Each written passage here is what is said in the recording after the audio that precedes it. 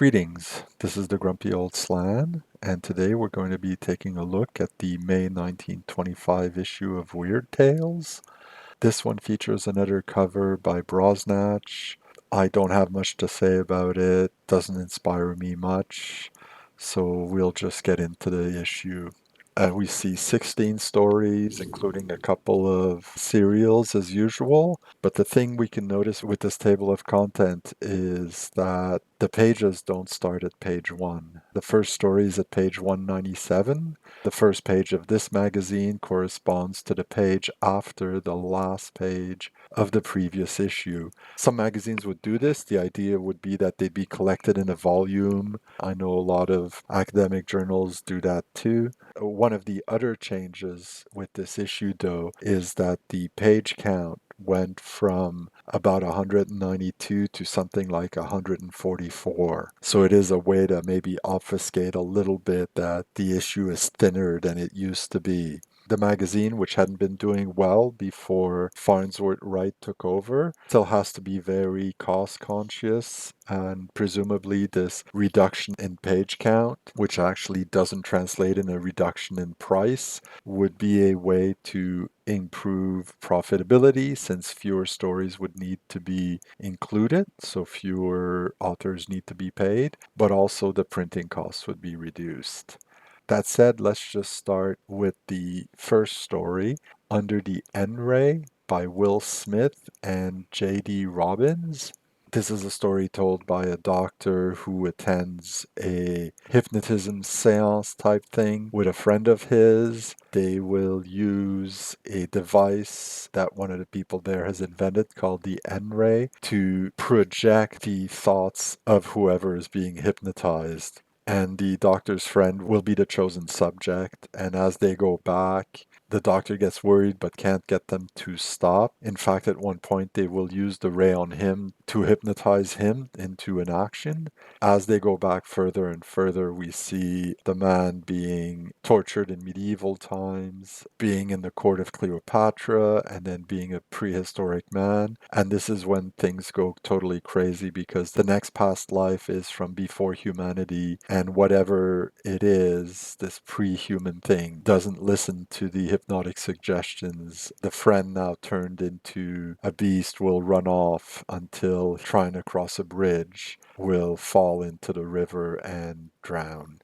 I've never been in love with all the hypnotism tales, and this one, while it was well written, is mostly about having a bunch of vignettes of different times. It just didn't catch my attention all that much. It is followed by the music of Erich Zann by H.P. Lovecraft, and this one certainly did catch my attention and is about a student who rents a cheap room and overhears the music coming from the topmost floor of the building he's in, floor right above his. He tries to befriend the musician in question, who seems to be mute and rather eccentric, until one day when he's there, he witnesses the man playing otherworldly music, causing him to sort of go insane and run off. This is some of the best of H.P. Lovecraft. This story certainly gets 2 thumbs up from me. It's then followed by Voices from the Cliff by John Martin Leahy. This tells the tale of a young man who is very materialistic, very logical, doesn't believe in psychic goobledygook as he probably considers it. Some people he knows think he is a fool not to because they take it seriously. He will go away on a boat to go to Sydney, Australia from the UK. This happens right after the woman he was in love with marries somebody. The woman's body is then found at the bottom of a cliff. She has evidently been murdered, but everybody believes her husband had nothing to do with it, even though a lot of people feel he is totally guilty. They cannot get proof. And a few people just think that the main protagonist, at least, doesn't know about this because he's somewhere at sea. We then cut to the boat he is on and find out that even though he was maybe 80 miles from the coast, he managed to hear the conversation his love and her husband had just before he threw her off the cliff, because the sail managed to reflect and concentrate the sound, and it allowed him to hear it. He will return as quickly as he can to confront the murderer of the woman he loved. I was a bit disappointed by this story. They even hint that the main protagonist once solved a mystery using the scientific method. Unfortunately, the way he solves this problem is pure coincidence, and the one scientific idea, the fact that a concave could reflect sound, seems a little bit pulled by the hairs as far as I'm concerned. Next, we have Seignior Vanna's Jest by Stanley S. Schnetzler. In this one, two drunks are in an inn, and one of them starts to tell the story of the Seignior Vanna's Jest, who is jealous of a young lieutenant who seems to have some sort of affair with his wife. While it seems to strictly be an affair of the heart, according to the teller of the tale, it nevertheless makes the Seignior very jealous, and he will take his revenge, causing the young lieutenant to do in with himself. I was relatively disappointed with this tale. It's just some unpleasant people. Though I have to say some passages were very well written and really brought you into the story. The problem is the story itself wasn't that interesting. This is followed by The Sobbing Bell by James C. Bardin. Another tale told in an inn, but this time it's not two drunks, it's a traveler and a priest telling of how the bell of the nearby church was cast. I really like this story, and I will do a reading and post a link to that. It's followed by The Brand of Cain by G.W.J. Blume. This is a short stream of consciousness piece, and at the very end, we do find out that the consciousness we're streaming is that of a madman in a padded cell. Next is Imprisoned for 30 Centuries by Romeo Poole. In this one, a young geologist who is fairly clever but not very practical has discovered the strange properties of a piece of stone, which seems to be able to trap light in it for quite some time. Light will take up to a day to go across a very thin piece of this material. And the boulder of it that he's found, he estimates could show light from 30,000 years ago. And he will mount an expedition. Interspersed with this is a love triangle between a rather well-to-do and successful businessman who works in the movie industry, among other things, and of course the young lady who they both are interested in. I quite like the idea of this material that light takes a longer time to cross. I'm familiar with Bob Shaw's Light of Other Days, which, as far as I knew, was the only time anything like that had ever been used. The only use that the author here finds for it is to look through the material to see what happened 30,000 years ago. The difference with the Bob Shaw stories is that by applying electricity to the material, you can speed up the light so you can fast forward through sequences where not much happens. I found the basic idea in this story quite interesting, but I was disappointed that it wasn't explored all that much. It's followed by The Lip by Arthur Styron, which I didn't really like. It's another one of those stream of consciousness stories by somebody who's quite mad, explaining why he did what he did. I actually stopped reading after a while since I couldn't keep up my interest. Following it is The Orange Opal by H. Thompson Rich, a rather short tale, one I quite liked. Nothing super imaginative, but well told and enjoyable. And at the end of it, we see a short poem called The Suicide's Awakening. I've done a reading of this, and I will put a link up in the corner. Next is the second part of Invaders from the Dark by Greye Spina. In the first part, the tension was built up in which we wonder what the Russian princess is and what her plans are. Here we find out that she seems to be a werewolf. The plot thickens, events accelerate, some people go missing mysteriously, some facts hint that she may have eaten them. At least the protagonist believes so. Her niece and her keep that knowledge to themselves since they know they'll be considered crazy if they were to go to the authorities claiming this. For the most part, they just try to confirm what they know, and as events accelerate, and we will find out in the next issue how things conclude.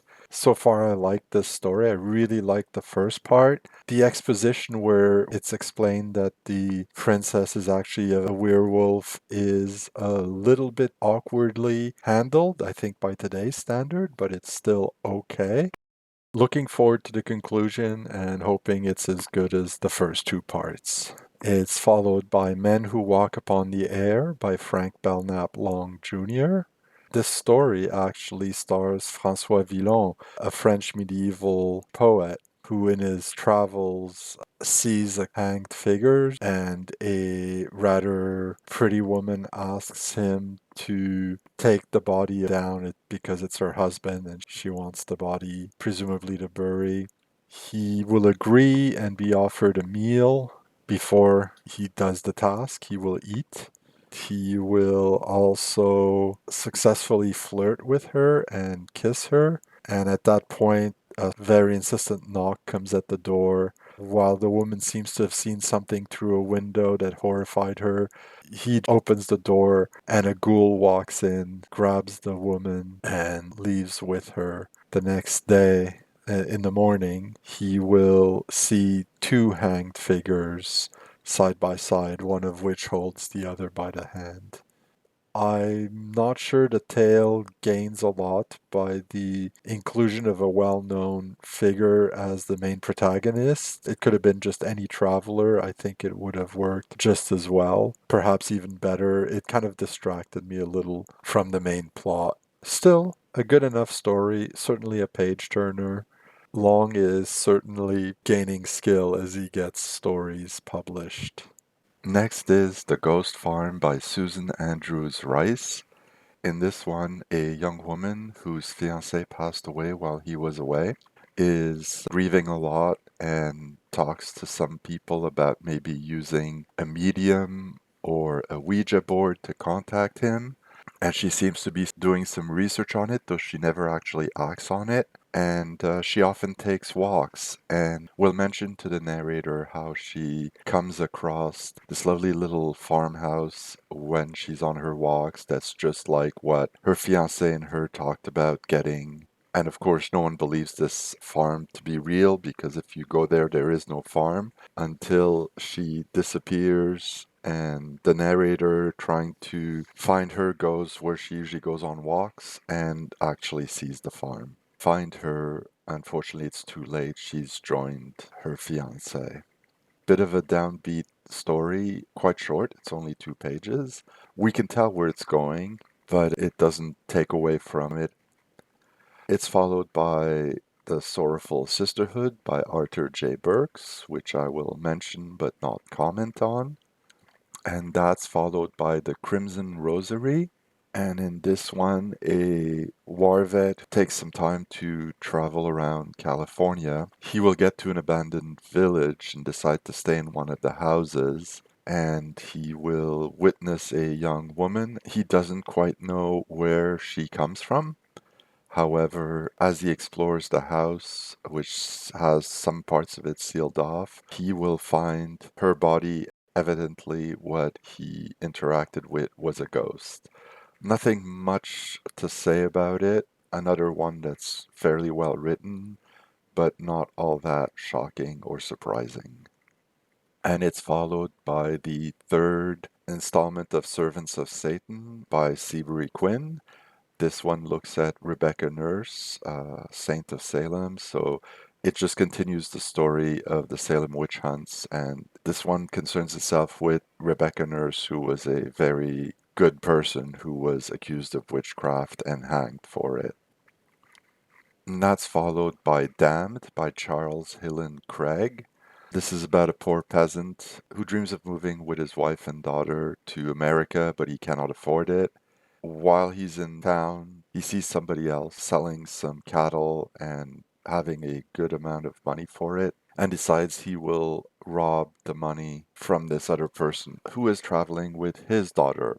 So he waylays them on the road and will kill the man. However, the girl escapes, and as he searches the body, he figures out that the money is not with the man, but the girl was carrying it. While he looks for her, he cannot find her. Eventually, he makes it home in the middle of the night, tells his wife about it, and she says that a young girl who's about the age of their daughter was there, said that her father and her had been attacked by a gang of robbers.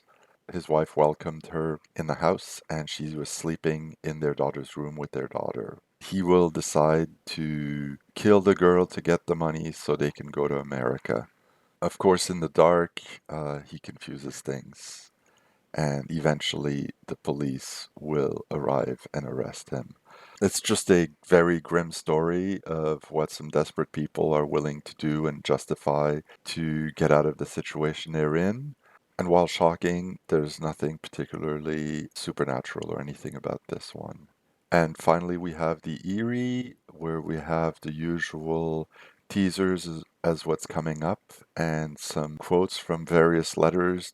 Still working on improving sales. Clearly, the magazine wasn't doing super great financially at the time. The page cut is one obvious symptom. The Eyrie being more focused on getting people interested in the next issue, as well as the occasional ad here and there to fill up the pages at the end of stories, teasing future releases.